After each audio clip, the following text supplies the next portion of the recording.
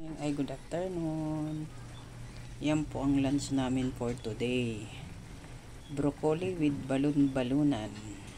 Tsaka garlic. Yan po ang lunch namin.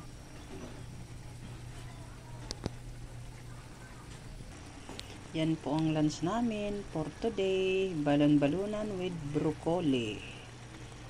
Paluto na po yan. Pinalambutan ko po yan ng 1 oras. Ano po yan sa pressure cooker para mabilis po lumambot.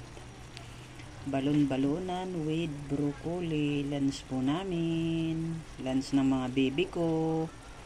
Gusto po nila yan, balon-balunan tsaka broccoli. First time ko po sila pakainin ng broccoli. Si Sende tsaka si Mukang first time. Si Pichi dati pa po nakain yan. Yan po ang lunch namin.